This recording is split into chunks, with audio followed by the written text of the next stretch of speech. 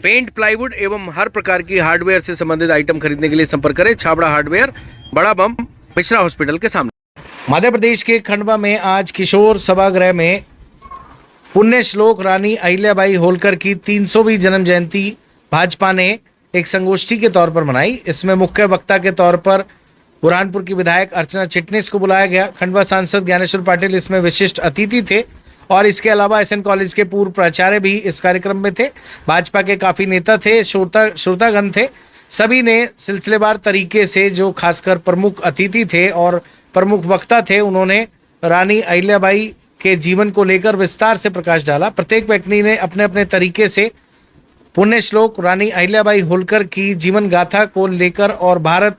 के इतिहास में उनके महत्व को बताया। इस मौके पर आप देख सकते हैं खंडवा की जनता काफी संख्या में इस सभागृह में उपस्थित है, जिसमें बच्चे भी शामिल हैं, माताएं बहनें भी शामिल हैं, जनप्रतिनिधि भी शामिल हैं और इसके अलावा काफी संख्या में आम नागरिक भी शामिल हैं। कुल मिलाकर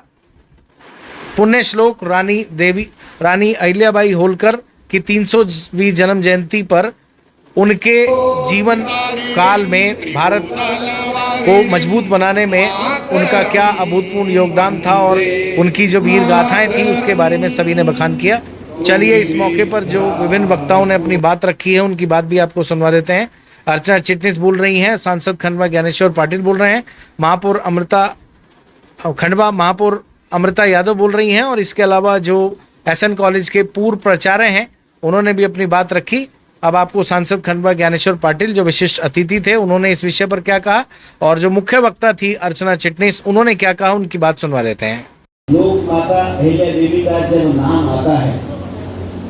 और हम लोगों ने जब उनका इतिहास पढ़ा है, सुनते हैं, पढ़ते हैं, तो एक न्यायप्रिय और एक प्रशासक किस तरह से अपना राजपाट चलाता है, वो सख्त प्रशासन के साथ साथ एक न्यायप्रिय भी थी, क्योंकि उन्होंने न्याय करते समय ये नहीं देखा कि मेरे बेटे ने भी यदि किसी के साथ अन्याय किया है तो उसको सजा देने के लिए उन्होंने जरा भी हिचकिचाहट नहीं रखी और जनता के साथ न्याय करने का काम उन्होंने किया। वो न्यायप्रिय के साथ साथ एक मातृशक्ति को स्वावलंबी बनाने की दिशा में उन्होंने माता और बहनों के लिए भी काम किया और लोगों को रोजगार के अवसर उपलब्ध हो उस दिशा में उन्होंने दक्षिण भारत से कारीगरों को बुलाकर अपने क्षेत्र के लोगों को रोजगार और हाथ से कारीगरी वाली साड़ियों का आज भी महेश्वरी साड़ी का नाम पूरे देश भर में होता है। तो रोजगार की व्यवस्था उन्होंने करी। उसके साथ साथ पूरे देश भर के अंदर हम आज देखते हैं कि काशी विश्वनाथ के मंदिर का जीर्णोद्धार हो या सोमनाथ के मंदिर का जीर्णोद्धार हो, उन मंदिरों को जीर्णोद्धार करके एक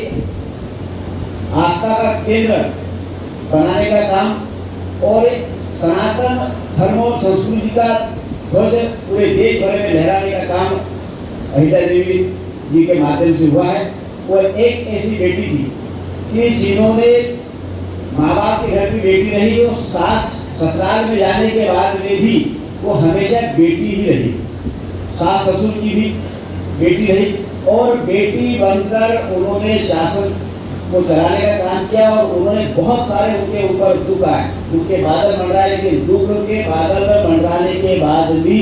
उन्होंने अपने क्षेत्र की जनता के प्रति जो स्नेह था और एक स्वच्छ प्रशासन देने का जो उनमें मानता था वो वास्तव में देखने लायक और सुनने लायक। और आज मुझे इस बात की प्रसन्नता है कि ऐसे महापुरुषों के जो हमारी लोक माता अहिल्या देवी के जीवन पर 300वीं जयंती के अवसर पर हमारी भारतीय जनता पार्टी की सरकार, माननीय प्रधानमंत्री मोदी जी की नेतृत्व वाली सरकार और डॉक्टर मोहन यादव जी की सरकार ने ये निर्णय किया है कि लोक माता अहिल्या देवी के 300वीं जयंती के अवसर पर पूरे देश भर में कार्यक्रम व्यवस्थित ढंग से करके एक पूरी जनता के अंदर एक मैसेज देने का काम, हमारी मातृशक्ति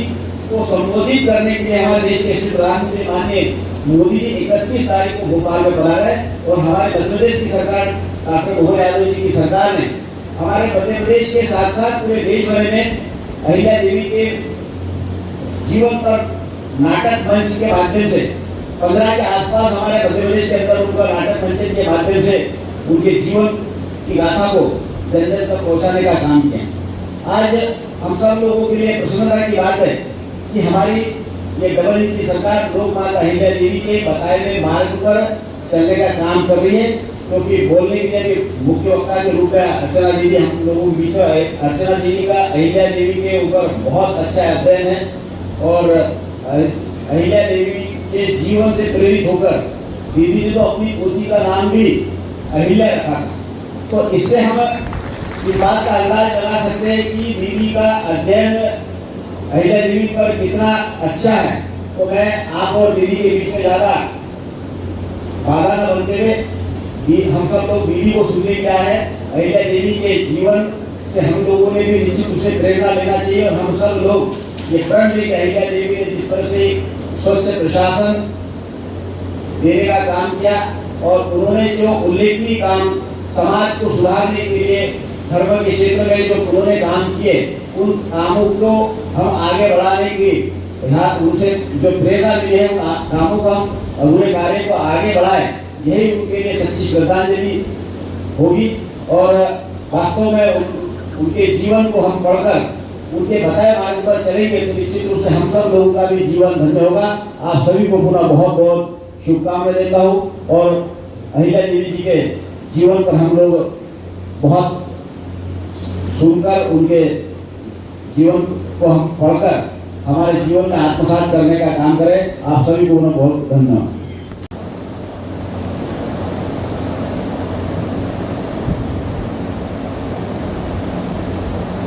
300 साल बाद और आज के भी और 300 साल बाद पुण्य श्लोक राजयोगिनी लोक माता अहिल्या को ना ये देश भूला है, ना ये देश कभी भूली। और आज के समय जब मैं आपसे बात कर रही हूं, मैं अपनी बातचीत की शुरुआत आपसे देवी अहिल्या के शब्दों में ही करना चाहती हूं। वह कहती है, ईश्वर ने मुझ पर जो उत्तरदायित्व रखा है मुझे उसे निभाना है। मेरा काम प्रजा को सुखी रखना है। मैं अपने प्रत्येक काम के लिए जिम्मेदार हूं। सामर्थ्य व सत्ता के बल पर मैं यहाँ जो कुछ भी कर रही हूं उसका मुझे ईश्वर के यहाँ जाकर जवाब देना है।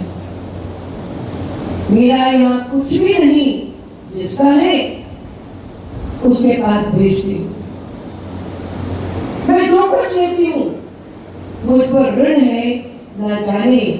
कैसे निभा पाऊं। लोक माता देवी अहिल्या।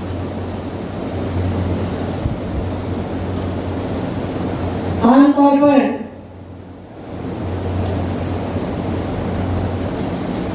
हम में से ऐसे कितने लोग हैं जिन्हें सच में हर पल हर क्षण ये लगता है कि ईश्वर ने हमें बहुत दिया है, परमात्मा ने जो कुछ दिया है उस ऋण से ऋण कर होने के लिए मैं अपने जीवन में क्या क्या करूं।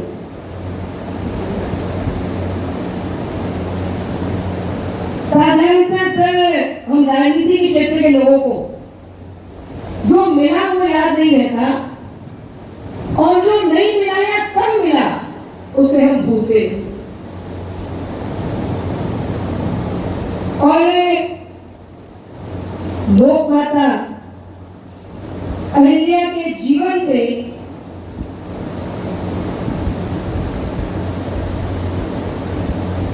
सीखने के लिए, समझने के लिए, अंदर डालने के लिए,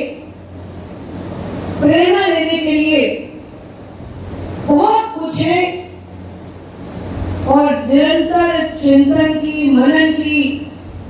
स्वयं के व्यक्तित्व को तदनुसार ढालने की इतनी गुंजाइश है कि ये एकमात्र ऐसा ज्वाजल्यमान नक्षत्र है। भारतीय परंपरा में महान स्त्रियों की एक लंबी दीपमाला है जो सतत है, निरंतर है, अक्षुण्ण है। कल भी थी, आज भी है।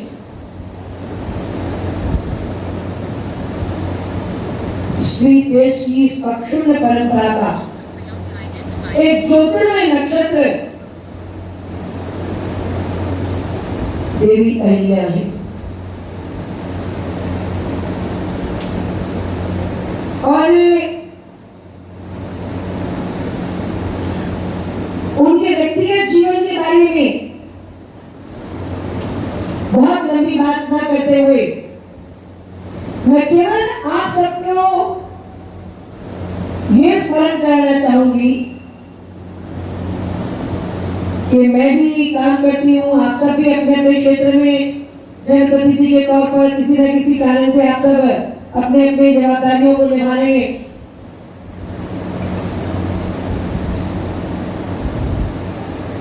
पर ये सब कुछ करते समय जो विनम्रता और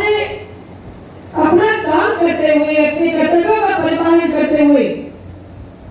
विनम्रता के साथ संयम भी, कठोरता भी, युक्ति भी, बुद्धि भी, एक योद्धा का कौशल भी, जब शब्दों से बात करने वहां बात बनाना, जब शब्दों से ना बात कर पाए वहां शौर्य से बात बनाना और अपने व्यक्तिगत दुखों को अपने कर्तव्यों के परिपालन करते समय उसकी परछाई भी अपनी कार्यशैली पर, कर्म पर, स्वभाव पर ना आने देना, ये सहज नहीं है, ये सरल नहीं है। हम में से बहुत सारे लोग प्रधानमंत्री जी की बहुत बातों को भी हम कोट कर रहे थे। पेंट, प्लाईवुड एवं हर प्रकार की हार्डवेयर से संबंधित आइटम खरीदने के लिए संपर्क करें छाबड़ा हार्डवेयर, बड़ा बम, मिश्रा हॉस्पिटल के सामने।